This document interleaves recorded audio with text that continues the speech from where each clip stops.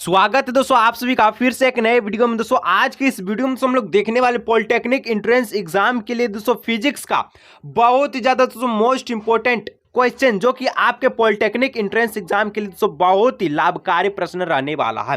तो आपका सिर्फ काम है दोस्तों वीडियो को अंत तक देखना, और अगर आपके भी दोस्त भाई बहन जो भी पॉलिटेक्निक एंट्रेंस एग्जाम की तैयारी कर रहे हैं उनको इस वीडियो को जरूर पहुंचाना है, ठीक है।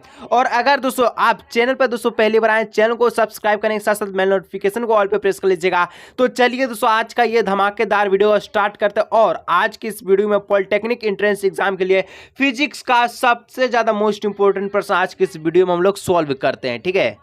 तो चलिए दोस्तों आज का ये धमाकेदार प्रश्न को दोस्तों हम लोग स्टार्ट करते हैं, ठीक है। देखिए दोस्तों लिखा गया है फिजिक्स यानी कि भौतिक विज्ञान। आपका जो प्रश्न दोस्तों भौतिक विज्ञान का ये दोस्तों 101 से स्टार्ट होगा। तो चलिए बिना विलंब के दोस्तों वीडियो को स्टार्ट करते हो। आपका काम है दोस्तों वीडियो को एक लाइक करना, ठीक है।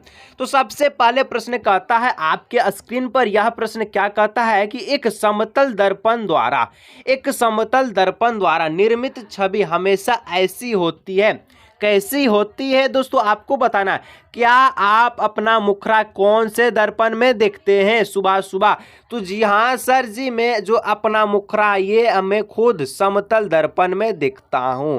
यानी कि आप अपना मुखरा समतल दर्पण में देखते हैं। तो कहाँ खड़ा होते हैं आप? तो दर्पण के पीछे यानी कि आगे, ठीक है, सॉरी। तो दर्पण के आगे आप खड़ा है तो आपका प्रतिबिंब कहाँ बनता है? तो दर्पण के पीछे यानी कि समतल दर्पण के पीछे बनता है। तो अब ये है आप, ठीक है, और ये है आपका प्रतिबिंब। तो आप जो है आपके प्रतिबिंब का कैसा प्रतिबिंब बना है? आपका प्रतिबिंब कैसा प्रतीत हो रहा दिखा हुआ? तो यहां पर कैसा लग रहा है? ये आभासी है कि नहीं? क्या आप अपने प्रतिबिंब को छू सकते हैं? नहीं सर जी, बिल्कुल भी नहीं। आप अपने प्रतिबिंब को कभी भी नहीं छू सकते हैं। तो इसको हम लोग कहते हैं दोस्तों आभासी यानी कि काल्पनिक। अब कहिएगा आपका जो प्रतिबिंब है, जैसे कि आप सीधा खड़ा है वैसे ही आपका प्रतिबिंब भी सीधा खड़ा है।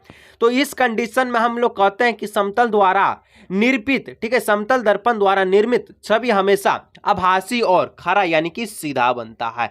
तो ऑप्शंस कहां दिख रहा? आभासी और खरा, वास्तविक और उल्टा, आभासी और उल्टा, या वास्तविक और खरा। तो यहां पर होगा आभासी और खरा, ठीक है। Virtual and erect image formed by a plane mirror is always, तो हमेशा क्या बनाती है? आभासी और खरा यानी कि सीधा बनाती है। आगे का प्रश्न दोस्तों 102 नंबर आपके स्क्रीन पर है, और कहता है प्रश्न आपसे क्या कहता?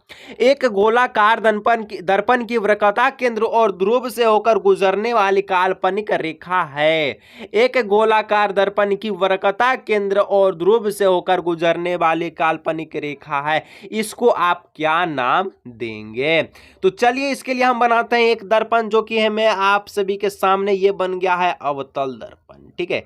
ये बन गया है कनकेव मिरर। तो ये अवतल दर्पण है और बोलता है कि गोलीय दर्पण। जी हाँ दोस्तों, ये गोलीय दर्पण का ही भाग है, क्योंकि ये ऐसा है तो ये आगे से कहीं ना कहीं गोल होगा कि नहीं? हाँ होगा। तो ये गोलीय दर्पण की वक्रता केंद्र यानी कि वक्रता केंद्र बोले तो सी, ठीक है, और ध्रुव बोले तो पी, ठीक है। तो यहाँ पर दो बिंदु मिला। अब ये काल्पनिक, ये दोनों बिंदुओं को एक काल्पनिक रेखा मिलाती है। अब काल्पनिक जो रेखा मिला है, अब इसका नाम कुछ तो कुछ होगा, ठीक है, ऐसा ही तो नहीं मिला दिया। तो इसकी का नाम है दोस्तों, कहते हैं हम लोग इंग्लिश में प्रिंसिपल एक्सेस, और हिंदी में कहते हैं मुख्य अक्ष। और जो हिंदी वाले एंट्रेंस एग्जाम पॉलिटेक्निक दे रहे हैं वो थोड़ा संभल कर रहिएगा, क्योंकि पॉलिटेक्निक में दोस्तों हिंदी को ऐसा घिसबिजा के देता, आपका ये जो शब्द है वो दिमाग में अटेगा भी नहीं। आपको लगेगा ये कहाँ से नया शब्द दे दिया, इसीलिए थोड़ा सा आप इंग्लिश में भी देखते चलिएगा, ठीक है, ताकि कोई दिक्कत की बात ना हो, ठीक है।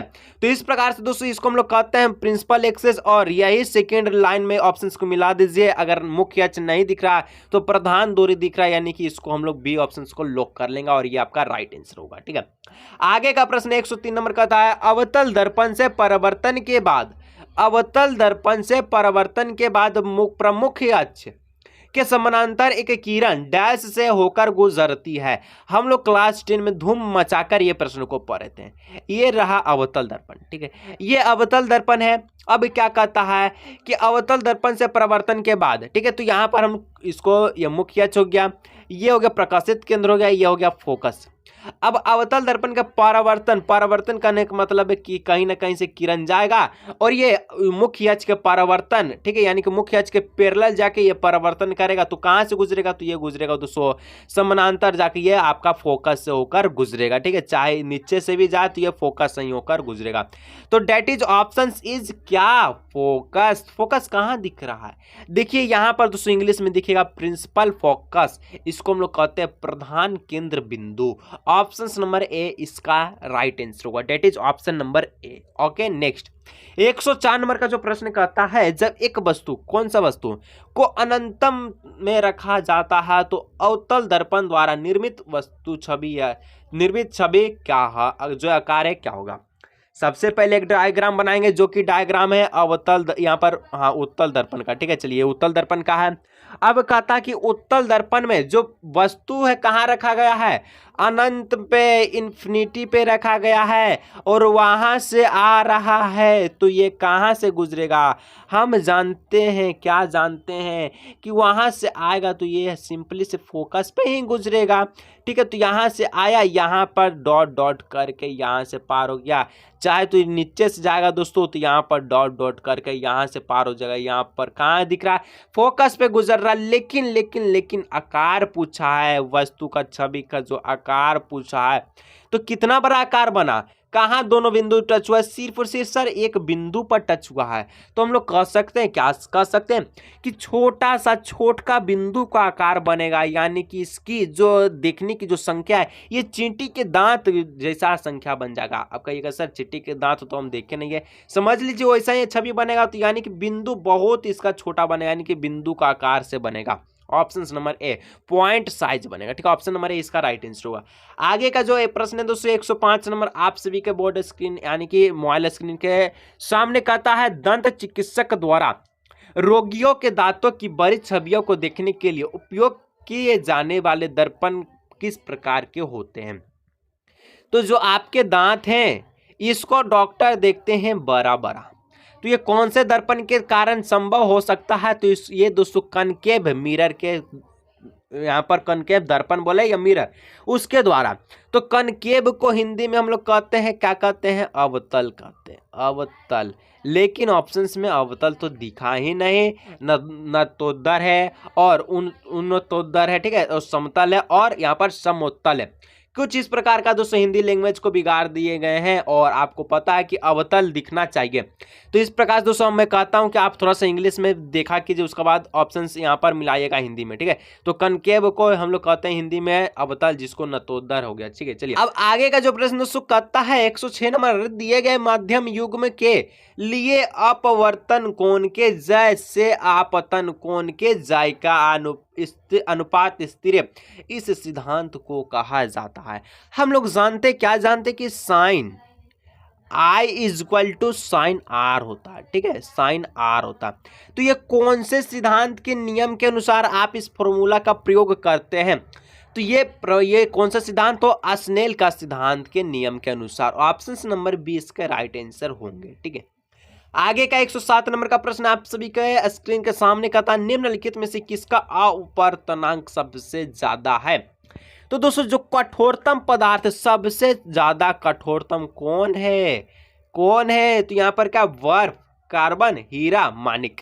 सर जी हीरा बहुत ही ज्यादा कठोर पदार्थ होता है, यानी ऑप्शन सी इसका राइट आंसर होगा। हीरा का अपवर्तनांक सबसे ज्यादा होता है और वायु का कम होता है, ठीक है। चलिए, और वायु का अपवर्तनांक कितना होता है दोस्तों? एक बार नीचे कमेंट सेक्शन में कमेंट से भर दीजिए, ताकि मुझे भी दोस्तों मोटिवेट मिले कि आप अपने पॉलिटेक्निक एंट्रेंस एग्जाम की तैयारी बेहद ही जोर से कर रहे हैं। अब 108 नंबर का प्रश्न आप सभी के सामने कहता है, एक गोलाकार लेंस के वृत्ताकार रूपरेखा के प्रभावी व्यास को कहा जाता है, ठीक।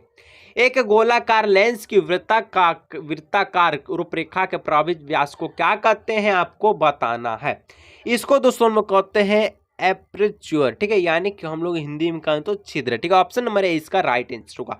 आगे दोस्तों 109 नंबर कहता है, समतल दर्पण की फोकस लंबाई होगी। तो समतल दर्पण की फोकस लंबाई क्या होगी? हम लोग जानते हैं, क्या जानते हैं कि जो भी फोकस दूरी है यहाँ पर, जैसे कि मैं आपको बना देता हूँ यहाँ पर अवतल दर्पण, ठीक है। तो यहाँ पर ये हो गया C, ये हो गया F। तो फोकस दूरी क्या है? ये तो वृत्ता केंद्र यानी कि C का आधा होता है। अब बोलता समतल दर्पण की फोकस कहाँ, तो देखिए दोस्तों जैसे कि हम लोग इसका फोकस निकाले, कैसे निकाले, कहीं ना कहीं जाकर ये टच हुआ होगा, जिसके कारण ये केंद्र बना होगा और केंद्र का आधा होता है फोकस, ठीक है। तो यहां से हम आपको यहाँ पर मान हम लोग निकाल सकते हैं, ठीक है, अवतल और उत्तल का। लेकिन समतल का बोले तो समतल दर्पण दोस्तों आप देखे हैं, ठीक है, कि वो सीधा या स्ट्रेट लाइन में रहता है, ठीक है, स्ट्रेट लाइन में रहता है। ये कहाँ से मिलेगा, इसका मिलेगा क्या, तो इसका जो केंद्र कभी बनेगा केंद्र नहीं, क्या ये टेढ़ा जाएगा, नहीं जाएगा, इसका केंद्र दोस्तों मिलेगा ही नहीं, यानी कि ये हो जाएगा अनंत, ठीक है, अनंत हो जाएगा। ऑप्शन नंबर सी इसका राइट आंसर होगा, ठीक है। चलिए आगे का जो प्रश्न है 110 नंबर का था, लेंस की शक्ति की SI इकाई यानी कि मात्रक है। हम लोग बच्चा से पढ़ते हैं, लेंस की क्षमता का SI मात्रक डायोप्टर होता है, जैसे कि प्रश्न में दिया गया है, यानी कि ऑप्शन से डिऑप्टर। यानी यहाँ पर हिंदी को पूरी तरह से बिगाड़ दिए गए हैं, तो हिंदी में भी थोड़ा सा अच्छा लिखना चाहिए। देखिए दोस्तों आप सभी का जो झारखंड पॉलिटेक्निक का है या कोई भी अदर, ठीक है, यूपी पॉलिटेक्निक हो या झारखंड पॉलिटेक्निक या बिहार पॉलिटेक्निक, आपको दोस्तों कहीं पर भी हिंदी अच्छा से नहीं मिलेगा। आपका जो इंग्लिश लैंग्वेज है दोस्तों इसी को ट्रांसलेट हिंदी में करता है और जिसके कारण इस प्रकार का शब्द प्रयोग होता है, ठीक है। 111 दोस्तों आंख का अप यहाँ पर अचिप्त नेत्र पटल है, तो इसको दोस्तों हम लोग क्या कहते हैं, इसको हम लोग कहते हैं दोस्तों यहाँ पर देखिए अचिप्त पटल का प्रयोग किया गया है, ठीक है। तो इस प्रकार से थोड़ा सा आप संभल जाइए, ठीक है। यहाँ पर रेटिना हुआ, आंख का रेटिना नेत्र पटल है, तो इसको हम लोग कहते हैं प्रकाश का संवेदन पटल, ठीक है। यहाँ पर लाइट सेंसिटिव स्किन, इसका राइट स्क्रीन, ठीक है। चलिए आगे 112 नंबर है दोस्तों, आंख के लेंस की फोकस लंबाई को समायोजित करके विभिन्न दूरी की वस्तुओं पर मानव आंख केंद्रित कर सकती है और इसे कहते हैं, तो इसे हम लोग दोस्तों कहते हैं, क्या कहते हैं, क्षमता कहते हैं। अब पढ़े होंगे क्षमता, अगर किसी भी आंख के लेंस की जो फोकस लंबाई है इसको समायोजित करने के साथ साथ विभिन्न दूरी पर व्यक्त कर देता, इसको हम लोग क्या कहते हैं, समंजन क्षमता कहते हैं। और यहाँ पर आपको दिया गया नहीं है, देखिए तो यहाँ पर आप अनुमान लगा सकते हैं, जरा दूरदृष्टि तो कहेंगे नहीं, निकट तो कहेंगे नहीं, दूरदृष्टि दोस्तों कहेंगे नहीं, बल्कि कहेंगे सुविधा है, क्षमता अच्छी है। चलिए ऑप्शन नंबर बी। 113 नंबर का था दोस्तों, आंख के लेंस की फोकस लंबाई में परिवर्तन किसके क्रिया के कारण होती है, तो आंख के लेंस के फोकस लंबाई में परिवर्तन दोस्तों ये कौन सी क्रिया के कारण होती है, तो ये दोस्तों सिलियरी मांसपेशियां बोलिए मसल्स के कारण होती है, ठीक है। ऑप्शन नंबर सी इसके राइट आंसर हो जाएंगे। चलिए आगे 114 नंबर है दोस्तों, उम्र बढ़ाने के साथ आंख के सुविधाजनक की शक्ति कम हो जाती है, जो बूढ़े लोग हो गए, ठीक है, उनके जो देखने के समंजन क्षमता ये कम हो जाता, तो इसको हम लोग इस स्थिति को क्या कहते हैं, इस दोष को क्या कहते हैं, इसको हम लोग कहते हैं दोस्तों जरा दूरदृष्टि दोष, ठीक है। ऑप्शन नंबर बी इसका राइट आंसर होगा, ठीक है, ऑप्शन नंबर बी। आगे प्रश्न है 115 नंबर, आपके बोर्ड स्क्रीन यानी कि मोबाइल स्क्रीन के सामने बार बार कहेंगे सर बोर्ड स्क्रीन क्या है, तो चलिए अब कहता है जब सफेद प्रकाश का परिकरण होता है तब निम्न में से कौन सा रंग सबसे ज्यादा झुकता है, कहेगा सर जी पुष्पराज झुकेगा नहीं साला, लेकिन यहाँ झुक गया। तो दोस्तों हम लोग कहते हैं आपका आसमान कौन से रंग का दिखाई देता है, आसमान, जी हाँ आपके आसमान कौन सा रंग का दिखाई देता है, झांक के एक बार देख लीजिए, कहिएगा सर ये नीला रंग का दिखाई देता। तो देखिए दोस्तों जिसका प्रकीर्णन ज्यादा होगा वही आसमान में दिखेगा, तो किसका दिखाई दे रहा है, नीला का दिखाई दे रहा है, यहाँ पर नीला इसका राइट आंसर होगा, ठीक है। नील बोले या नीला बोले, ठीक है। अगर यही में दोस्तों आपका यहाँ पर तरंग दैर्घ्य की बात है, ठीक है, तो तरंग दैर्घ्य में दोस्तों लाल हो जाएगा, ठीक है, तरंग दैर्घ्य में लाल और परिकीर्णन में नीला हो जाएगा, ठीक है। चलिए आगे कहता है दोस्तों यहाँ पर 116 तारे की टिमटिमाना का कारण है, तो तारा किस कारण टिमटिमाता आपको बताना है, ठीक है। तो दोस्तों इसका जो राइट आंसर ये वायुमंडलीय अपवर्तन के कारण, ठीक है, ऑप्शन नंबर ए इसका राइट आंसर होगा, ठीक है। देखिए दोस्तों आज की इस वीडियो में दोस्तों हम लोग 116 प्रश्नों को ही सोल्व यानी कि 16 प्रश्नों को ही हम लोग सोल्व किए दोस्तों। अगर आपको दोस्तों ये वीडियो अच्छे लगते हैं वीडियो को एक लाइक, चैनल को सब्सक्राइब कीजिएगा दोस्तों और नीचे कमेंट कीजिए सर जी और प्रश्नों को सोल्व कराएंगे, मैं दोस्तों एकदम राजी हूँ। तो दोस्तों हम लोग मिलेंगे अगले नेक्स्ट वीडियो में।